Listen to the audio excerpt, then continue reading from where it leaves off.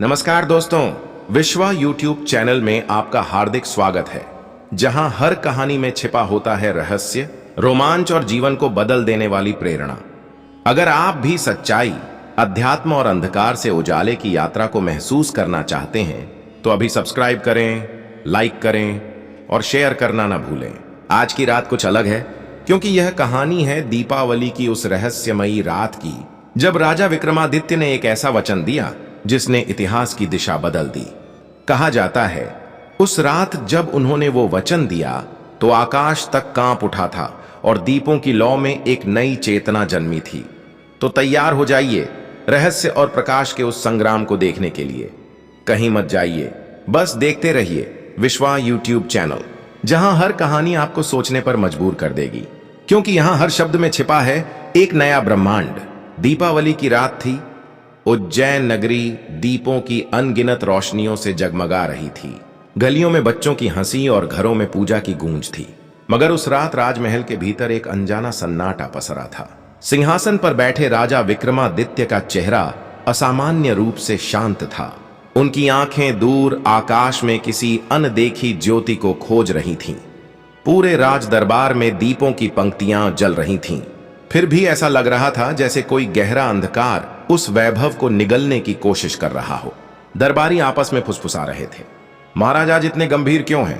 तभी राजपुरोहित धीरे से बोले, जब विक्रम मौन हो तब समझ लेना कुछ असाधारण होने वाला है।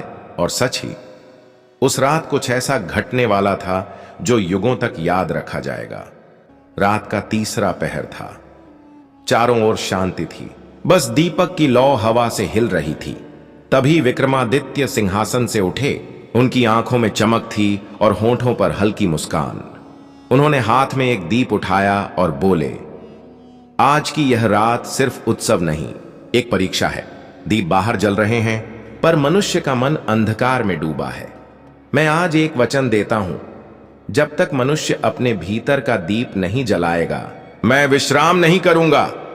यह कहते ही चारों ओर सन्नाटा छा गया।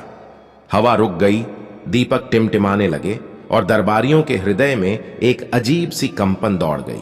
विक्रमादित्य के इस वचन की गूंज पूरे महल में फैल गई, भीतर का दीप जलाओ। अगले दिन सूरज निकला तो उज्जैन के लोग देख रहे थे कि उनका राजा अपने राजसी वस्त्रों को त्याग कर साधारण वेश में नगर छोड़ रहा है।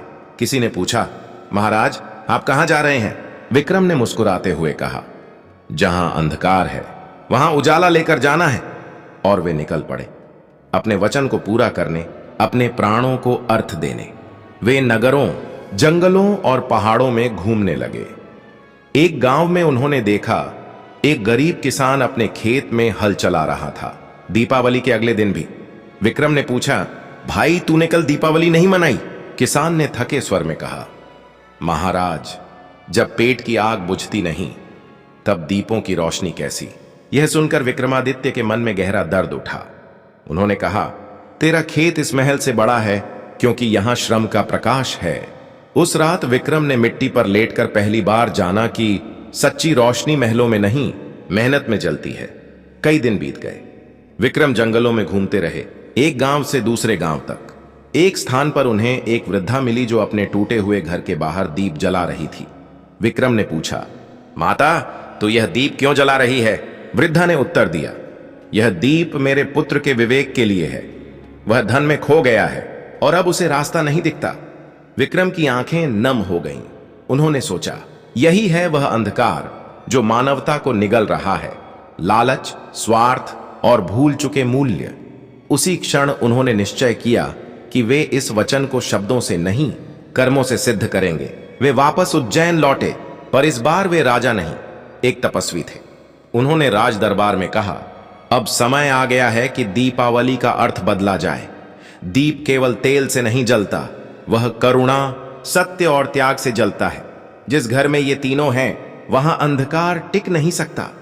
उनके ये शब्द सुनकर पूरा दरबार झुक गया। पर एक युवा सैनिक ने पूछा, महाराज अगर कोई व्यक्ति अंदर से टूट गया हो तो वो कैसे प्रकाश पा सकता है? विक्रम मुस्कुराए और बोले, जब घी खत्म हो जाता है तो दिया भी अपने शरीर को जलाकर उजाला देता है। मनुष्य भी तब तक जीता है जब तक वह खुद को दूसरों के लिए जलाना सीख जाए। उनकी बातों का असर पूरे राज्य में दिखने लगा। लोग एक दूसरे की मदद करने लगे, गरीबों के घरों में दीप जलने लगे। कुछ दिनों में उज्जैन का वातावरण बदल गया। अब वहां सिर्फ उत्सव नहीं, करुणा की ज्योति थी। लेकिन विक्रम जानते थे कि उनका वचन अभी अधूरा है। एक रात उन्होंने फिर महल की छत पर जाकर तारों भरे आकाश को देखा। हवा में वही दिव्यता थी जो केवल सत्य के क्षण में होती है। तभी एक युवक भागता हुआ आया। महाराज, मैंने आज अपने शत्रु को क्षमा कर दिया। विक्रम मुस्कुराए, बोले, अब दीपावली सच में हुई है। कहते हैं उस रात जब उन्होंने ध्यान लगाया तो आकाश में एक दीप्तिमान प्रकाश फैल गया। कुछ लोगों ने बताया कि उन्होंने विक्रमादित्य के चारों ओर हजारों दीपों का घेरा देखा जो स्वयं जल उठा था। उस दिन से विक्रम का वचन युग वचन बन गया। आज भी कहा जाता है, जब कोई दीपावली पर किसी के लिए सच्चे मन से दीप जलाता है तो विक्रम की आत्मा मुस्कुरा उठती है। विक्रमादित्य का वह वचन आज भी अमर है। दीप बाहर नहीं, भीतर जलाओ। जब तक आत्मा अंधेरे में है तब तक दीपों की कोई कीमत नहीं। उनके शब्द समय की दीवारों से टकराकर आज भी गूंजते हैं। वो हमें सिखाते हैं कि सच्ची दिवाली तब होती है जब मन के अंधकार को मिटाकर करुणा का प्रकाश फैलाया जाए। इस तरह दीपावली की वह रात जब राजा विक्रमादित्य ने एक वचन दिया, मानवता के लिए एक अमर संदेश बन गई। वो वचन था, जब तक एक भी आत्मा अंधकार में है मैं उजाले की तरह लौटता रहूंगा। और शायद इसी कारण आज भी हर दीपावली की रात जब कोई दिया जलता है, उसकी लौ में विक्रमादित्य का वह वचन जीवित हो उठता है। अंधकार से मत डर, क्योंकि हर दीप अपने भीतर ही सूर्य छुपाए बैठा है। दीपावली की उस रात के बाद से उज्जैन की हवा ही कुछ बदल गई थी। हर तरफ एक अजीब सी शांति और श्रद्धा का वातावरण था। लोग अब केवल दीप जलाकर उत्सव नहीं मनाते थे, बल्कि भीतर की रोशनी को खोजने लगे थे। विक्रमादित्य का दिया हुआ वचन धीरे धीरे जनमानस का मंत्र बन गया था, भीतर का दीप जलाओ। परंतु विक्रम के लिए यह यात्रा अभी अधूरी थी। उन्हें यह देखना था कि क्या उनका राज्य वास्तव में समझ पाया है कि असली अंधकार कहां है। कुछ दिनों बाद राजा ने एक निर्णय लिया। वे साधारण मनुष्य बनकर लोगों के बीच रहेंगे, यह देखने के लिए कि क्या उनकी बात केवल सुनने तक सीमित रही या आत्मा तक पहुंची। उन्होंने राजसी वस्त्र उतारे, एक साधारण व्यापारी का रूप धारण किया और नगर की गलियों में निकल पड़े। किसी को पता न चला कि उनके बीच खुद राजा विक्रमादित्य हैं। पहले दिन ही उन्होंने देखा कि एक अमीर व्यापारी अपने घर के बाहर सैकड़ों दीप जला रहा था, पर ठीक बगल में बैठी एक वृद्धा ठंड से कांप रही थी। विक्रम रुके, बोले, भद्र पुरुष, यह दीप किसके लिए? व्यापारी ने गर्व से कहा, धन की देवी लक्ष्मी के स्वागत के लिए। विक्रम मुस्कुराए, बोले, तो क्या लक्ष्मी उसी घर में आती हैं जहां बगल का अंधकार नजरअंदाज किया जाए? व्यापारी निरुत्तर हो गया। तभी विक्रम ने अपना दीप उस वृद्धा के पास रखा और दीप की लौ जब उसके चेहरे पर पड़ी तो उसकी आंखों में चमक लौट आई। विक्रम ने धीरे से कहा, अब यह असली दीपावली है। रात बीत गई, लेकिन विक्रम का मन चैन से न बैठा। वे आगे बढ़े, जंगलों और आश्रमों की ओर। एक साधु मिले जो ध्यान में लीन थे। विक्रम ने पूछा, गुरुदेव, आप तो आत्मज्ञान के सागर हैं, पर आप दीपावली क्यों नहीं मनाते? साधु ने आंखें खोली, बोले, दीप की रोशनी तभी अर्थ रखती है जब भीतर अंधकार मिटा हो। मैं तब दीप जलाऊंगा जब दुनिया अपनी आत्मा में उजाला खोज लेगी। विक्रम ने झुककर प्रणाम किया। उस क्षण उन्हें एहसास हुआ कि उनका वचन केवल राज्य तक सीमित नहीं, बल्कि संपूर्ण मानवता के लिए था।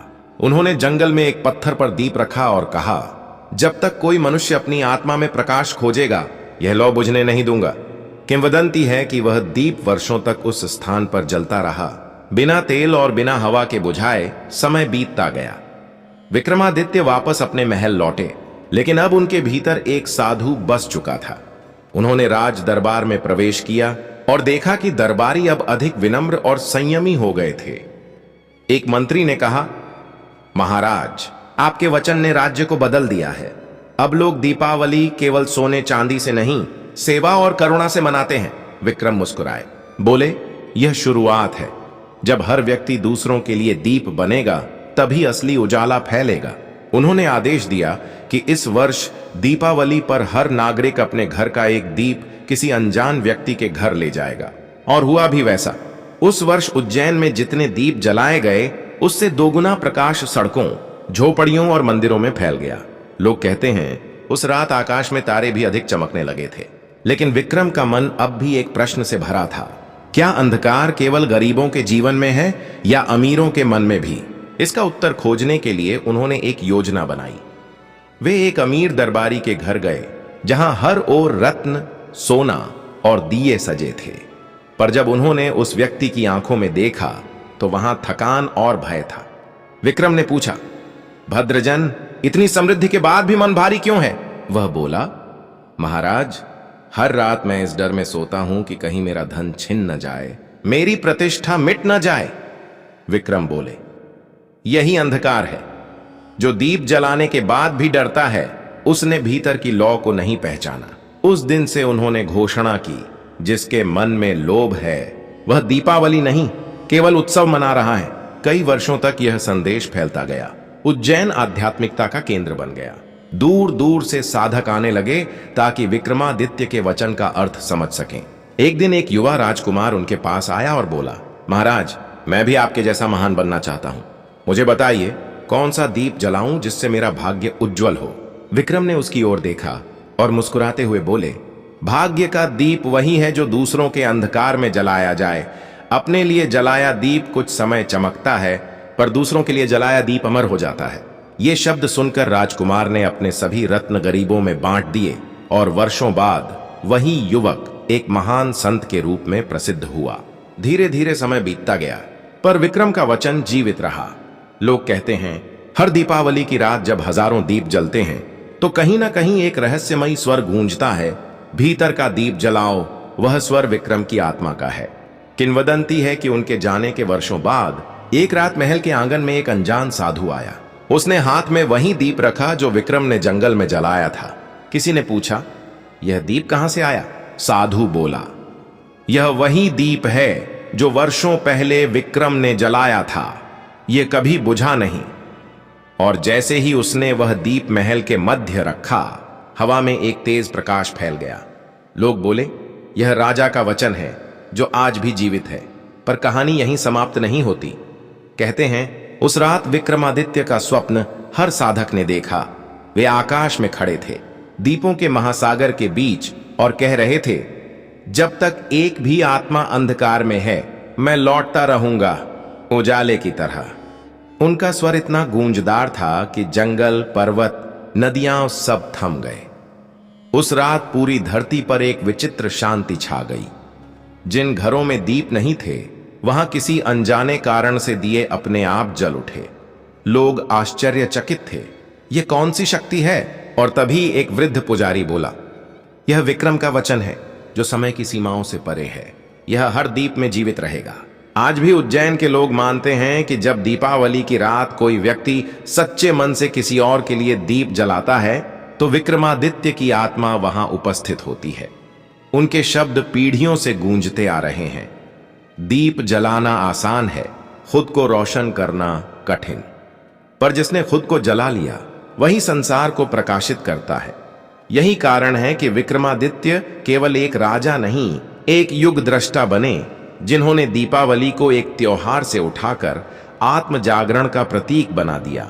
उनका वचन आज भी लोगों के हृदय में जीवित है। अंधकार से मत डरो, क्योंकि हर दीप अपने भीतर एक सूर्य लिए बैठा है। समय का पहिया घूमता रहा, राजवंश बदले, नगर बदले, पर उज्जैन की गलियों में हर दीपावली वही हवा बहती है जिसमें विक्रम की आत्मा की आभा महसूस होती है। कहा जाता है कि जब भी कोई मनुष्य सच्चे दिल से किसी अजनबी की मदद करता है, उस क्षण एक अदृश्य ज्योति उसके चारों ओर चमक उठती है। वह कोई साधारण प्रकाश नहीं होता, वह विक्रमादित्य के वचन की अमर ज्योति होती है। इसलिए आज भी बुजुर्ग अपने बच्चों से कहते हैं, दीप जलाना मत भूलना, पर याद रखना उस दीप की लौ किसी का दुख मिटाए। और यही है विक्रमादित्य की कहानी का सार। एक राजा जिसने दीपावली को केवल उत्सव नहीं बल्कि आत्मा की यात्रा बना दिया। उसका वचन आज भी हमें यह सिखाता है कि जब तक हम भीतर की अंधेरी गुफाओं को उजाले से नहीं भरेंगे, तब तक बाहरी दीप कितने भी हों अधूरे रहेंगे। और जब कोई मनुष्य अपने भीतर का दीप जलाता है, तो वही क्षण उसकी सच्ची दीपावली बन जाता है। विक्रमादित्य का वह वचन जो दीपों की रात में दिया गया था, आज भी हर युग, हर दिल और हर आत्मा में गूंजता है। भीतर का दीप जलाओ, वही तुम्हें अमर बना देगा। दीपावली की वह रात समाप्त हो चुकी थी, पर उज्जैन नगरी में अब भी उस वचन की गूंज थी जो राजा विक्रमादित्य ने दिया था। उनके शब्द केवल आकाश में नहीं, लोगों के हृदयों में भी गूंज रहे थे।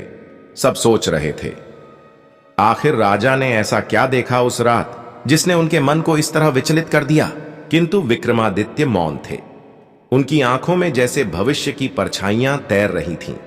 सुबह दरबार लगा, राजकर्मचारी, मंत्री और ज्योतिषी सब उपस्थित हुए। राजा ने गंभीर स्वर में कहा, आज से मेरे राज्य में एक नया नियम लागू होगा। हर दीपावली पर जो व्यक्ति किसी अजनबी के जीवन में प्रकाश फैलाएगा, उसी का जीवन सच्चे अर्थों में उज्जवल होगा। सब स्तब्ध रह गए। एक व्यापारी ने पूछा, महाराज, क्या केवल दूसरों के घर में दीप जलाने से मनुष्य महान बन जाएगा? विक्रम मुस्कुराए, दीप जलाना बाहरी कर्म नहीं, यह आत्मा के भीतर की ज्वाला है। जब तुम किसी अंधेरे में फंसे व्यक्ति के लिए रोशनी बनोगे, तब तुम्हारे भीतर का अंधकार भी मिटेगा। दरबार में सन्नाटा छा गया, लेकिन इस वचन की गहराई किसी ने उस समय नहीं समझी। कुछ महीनों बाद राज्य में अकाल पड़ा। खेत सूख गए, नदियां सिकुड़ने लगीं और लोग भूख से व्याकुल हो उठे। तब राजा विक्रमादित्य ने राजकोष खोल दिया और कहा, यह धन तभी सार्थक है जब यह भूखे के पेट में अन्न बन जाए। उन्होंने स्वयं अनाज के बोरों को गाड़ियों में भरवाया और गांव-गांव जाकर बांटा। पर उसी समय कुछ दरबारी मन में ईर्ष्या से भर गए। उनमें एक था मंत्री भैरव दत्त, जो राजा की लोकप्रियता से जलता था। उसने सोचा, जब तक यह राजा जीवित रहेगा, मेरे महत्व का कोई अस्तित्व नहीं रहेगा। रात को उसने कुछ षड्यंत्रकारियों को बुलाया। अंधेरी कोठरी में धीमी आवाजें गूंज रही थीं। राजा हर साल दीपावली पर वचन देता है और लोग उसे देवता मानने लगे हैं। अगर हमें राज सिंहासन चाहिए तो उसकी आभा बुझानी होगी। उसी समय दरवाजे के पास एक छाया खड़ी सुन रही थी। वो थी राजमहल की एक सेविका, जिसका नाम वासंती था। वासंती विक्रमादित्य की श्रद्धालु थी। उसने सब सुन लिया और तुरंत राजा के पास पहुंची। वह बोली, महाराज सावधान रहें, महल में आपके विरुद्ध साजिश हो रही है। राजा मुस्कुराए और बोले, वासंती, जो प्रकाश बनता है उस पर अंधेरा हमला करता ही है, लेकिन याद रखना, सच्चे दीप को बुझाया नहीं जा सकता, बस वह और तेज जलने लगता है। वासंती चुप रही। उसकी आंखों में भय था, पर विश्वास भी। अगले ही दिन राजा ने अचानक दरबार बुलाया। सब दरबारी, मंत्री, सैनिक उपस्थित हुए। विक्रमादित्य ने कहा, मैं चाहता हूं इस बार की दीपावली में हर नागरिक अपने घर के बाहर नहीं, बल्कि किसी अनजान व्यक्ति के द्वार पर दीप जलाए। सभी हैरान हुए, मगर उन्होंने आदेश का पालन किया। दीपावली आई। पूरी नगरी में हजारों लोग अपने दीप लेकर निकले। कोई अनाथालय में गया, कोई वृद्धों के घर, कोई गरीब बस्तियों में। चारों ओर खुशियों की लहर दौड़ गई। तभी अचानक बिजली कड़की, बादलों की गड़गड़ाहट हुई और महल के पीछे के हिस्से में आग लग गई। लोग घबरा गए, सैनिक दौड़े, पानी डाला गया, लेकिन आग तेज थी। कहा जाता है कि उसी आग में भैरव दत्त ने महल के खजाने को नष्ट करने का षड्यंत्र रचा था, ताकि लोग सोचें राजा का वचन अशुभ है। जब सब कुछ जलने लगा, तब विक्रमादित्य स्वयं आगे बढ़े। उन्होंने हाथ में दीप उठाया और बोले, अगर यह दीप सच्चे कर्म का है तो यह आग मुझे नहीं छुएगी। सबने सांसें रोक ली। उन्होंने दीप आग के बीच रखा और चमत्कार हुआ। आग धीरे धीरे शांत होने लगी। लोगों ने देखा, जहां उन्होंने दीप रखा था, वहां की भूमि गीली हो गई थी, जैसे किसी अदृश्य शक्ति ने उसे सींच दिया हो। अगले दिन प्रातः राजा ने सबको बुलाकर कहा, जो व्यक्ति अपने भय से भागता है वह अंधेरे में फंस जाता है, लेकिन जो अपने भय में भी दीप जलाता है वह मार्ग पा लेता है। ये शब्द सुनकर लोग भाव विभोर हो गए, परंतु भैरव दत्त के मन में अब और विष फैल गया। उसने एक दिन वासंती को झूठे आरोप में फंसा दिया कि वह दुश्मनों को राजमहल की बातें बताती है। राजा को बुलाकर कहा गया, महाराज, यह स्त्री देशद्रोही है। विक्रमादित्य ने उसकी आंखों में देखा और शांत स्वर में कहा, मैं जानता हूं यह झूठ है, पर न्याय वही है जो बिना पक्षपात के हो। उन्होंने कहा, अगर वासंती निर्दोष है तो देवदीप अपने आप प्रज्वलित हो जाएगा। उन्होंने महल के मध्य एक दीप रखा और सबके सामने कहा, अगर यह सत्य है कि वासंती निर्दोष है तो यह दीप बिना बाती और तेल के जल उठेगा। सबकी निगाहें दीप पर टिक गईं। कुछ क्षण का मौन, फिर अचानक लौ चमक उठी। लोग स्तब्ध रह गए। भैरव दत्त के चेहरे पर भय उतर आया। राजा ने कहा, सत्य की ज्वाला कभी बुझती नहीं, भले ही अंधकार उसे निगलने की कोशिश करे। कुछ दिनों बाद भैरव दत्त का षड्यंत्र खुला और वह पकड़ा गया, लेकिन राजा ने उसे दंड देने से इनकार कर दिया। उन्होंने कहा, दंड से नहीं, प्रकाश से अंधकार मिटता है। उन्होंने भैरव दत्त को अपनी शरण में लिया और कहा, जाओ, अब तुम उसी गांव में रहो जहां अंधकार सबसे गहरा है और वहां दीप जलाओ। यह सुनकर सब हैरान रह गए, मगर यही विक्रमादित्य का धर्म था। कुछ वर्षों बाद वही भैरव दत्त एक ज्ञानी संत बन गया, जिसने विक्रम के विचारों को दूर दूर तक फैलाया। लोग कहते हैं, दीपावली के दिन जब भी कोई व्यक्ति किसी गरीब के घर दीप जलाता है तो उस लौ में राजा विक्रमादित्य के वचन की ऊर्जा आज भी जीवित है। वर्ष बीतते गए, मगर विक्रमादित्य का वह एक दीपावली वचन हर युग में प्रकाश की मिसाल बन गया। कहा जाता है, उनके देहांत के बाद भी उज्जैन की धरती पर हर दीपावली रात में एक रहस्यमयी प्रकाश महल की ऊंचाई से उठता है और आकाश में विलीन हो जाता है। लोगों का विश्वास है वह राजा विक्रमादित्य की आत्मा है, जो आज भी अपने वचन की रक्षा कर रही है। उनके शब्द समय की सीमाएं पार कर अमर हो गए। दीप जलाना ही जीवन जीना है, और जो किसी और के जीवन में उजाला लाता है वही सच्चा राजा होता है।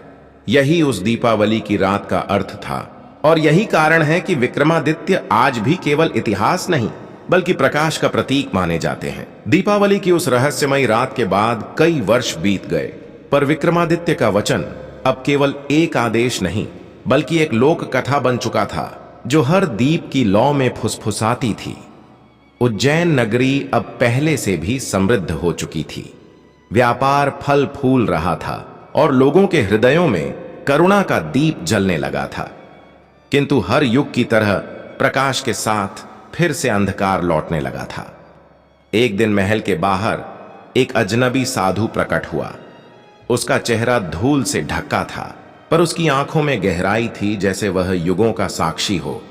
दरबार में पहुंचकर उसने राजा से कहा, राजन, तुम्हारे वचन की परीक्षा अब अंतिम बार होगी। जो दीप तुमने उस रात जलाया था, उसका उजाला धीरे धीरे कम हो रहा है। अगर उसे पुनः प्रज्वलित नहीं किया गया तो आने वाले समय में यह राज्य ही नहीं, समूचा संसार अंधकार में डूब जाएगा। दरबार में सन्नाटा छा गया। विक्रम ने पूछा, साधु बताओ, मुझे क्या करना होगा? साधु ने धीमे स्वर में कहा, तुम्हें उस वन में जाना होगा जहां कभी रावण ने तपस्या की थी। वहां एक गुफा है जिसके भीतर कालदीप जलता है। जो उस दीप की लौ को छू ले उसे भविष्य दिखने लगता है। लेकिन याद रखना, जो व्यक्ति लालच या भय से उस लौ को देखने जाता है वह स्वयं राख हो जाता है। राजा ने बिना देर किए प्रस्थान की तैयारी की। मंत्री, रानी और प्रजा सब उन्हें रोकने लगे, पर उन्होंने मुस्कुराकर कहा, अगर दीप बुझने का भय हो तो कोई राजा नहीं बन सकता। मेरा जीवन उसी दीप का अंश है जिसे मैंने उस रात जलाया था। रात के तीसरे पहर वे अकेले घोड़े पर सवार होकर निकल पड़े। मार्ग कठिन था, काले बादलों से घिरा, आसमान, गूंजती हवाएं और जंगल की भयावह शांति। कई मील चलने के बाद वे उस वन में पहुंचे जहां हर पेड़ जैसे प्राचीन मंत्र बुदबुदा रहा था। अचानक एक बूढ़ी स्त्री प्रकट हुई। उसके हाथ में दीपक था। उसने कहा, राजन, आगे जो गुफा है उसमें केवल वही प्रवेश कर सकता है जो अपने भीतर के अंधकार से मुक्त हो चुका हो। सोचो, क्या तुम सच में भीतर से प्रकाशवान हो?